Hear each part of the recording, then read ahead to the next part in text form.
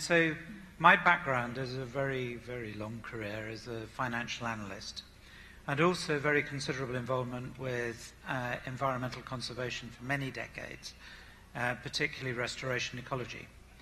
Now, a friend of mine, a successful hedge fund manager, once said, I don't know much about climate change, but what I noticed is the news always gets worse. So this tends to be a subject with moving targets, and the major point that we need, with regard to finance, is that we need to define what we should be trying to finance before we can successfully finance it. Now, most people who've looked seriously at climate change believe that the prognosis for our planet and humanity is rather bad, way beyond anything that we could to which we could conceivably adapt. But we believe that there's a solution which has been overlooked, and it's both achievable and easily affordable. I've been very involved with NGOs most of my life, and I passionately support many of them, particularly in the development world. But unfortunately, only 1% of global income goes to philanthropy, and only 1% of philanthropy goes to the environment. So this isn't enough to confront the greatest challenge humanity ever had to confront. So we decided to try to create a private sector solution to provide sufficient financial capital for the work that we believe needs to be done.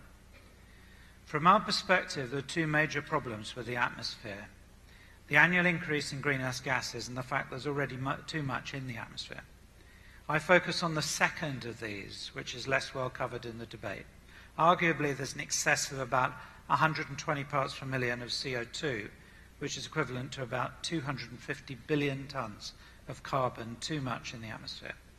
So I'd like to talk about what we could do to address this problem of excess CO2. And there are 3 points that I'd like to make, and I shall give you explanations of why I believe these to be true. The level of degradation, the second D of red, of the natural environment, the level of degradation, especially in forests, is enormously greater than is widely understood. If we would change our behavior towards forests and the natural environment, the forests would recover, and in the process they would draw down very considerable amounts of atmospheric CO2.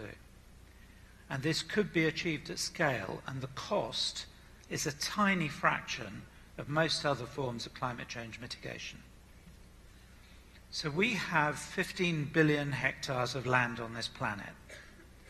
Now, the world's forests are estimated by the World Resources Institute to currently cover about 5.3 billion hectares.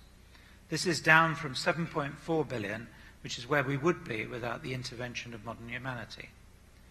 Of the current 5.3 billion, they estimate that 1.1 billion is intact, where the definition is that at least 50% of the canopy remains. So we can see that the global forest ecosystems are extremely degraded. If we want to get back to 280 parts per million, we need to take 250 billion tons of carbon out of the atmosphere. If the forest land on average could additionally sequester 40 tons per hectare, and if non-forest land could on average sequester 5 tons, this would do the job.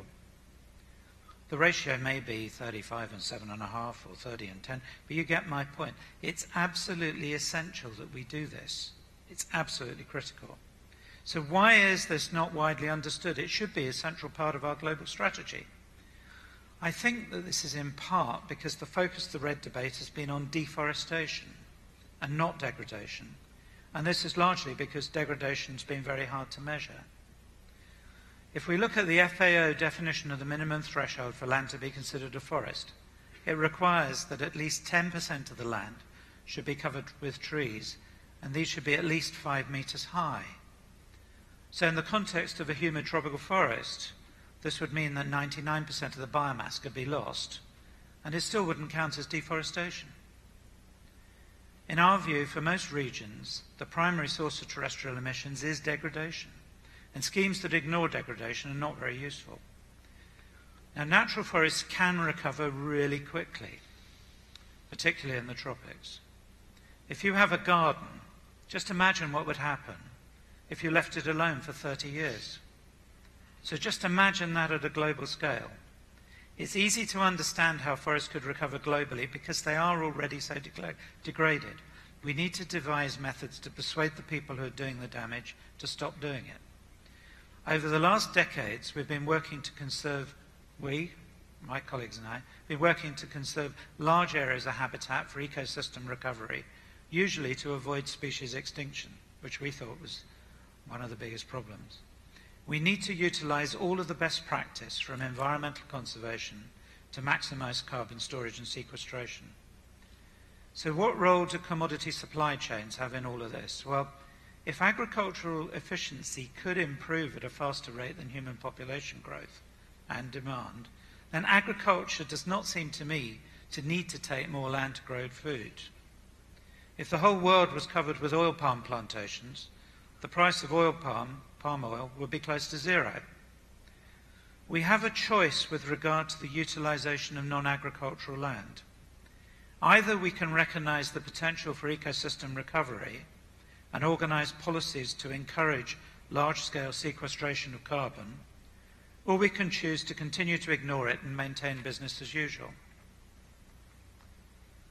If we accept that natural forests and other landscapes could provide this most vital of ecosystem services, then how should we organize ourselves? Well, first, governments need to recognize that degradation is an extremely important component of REDD.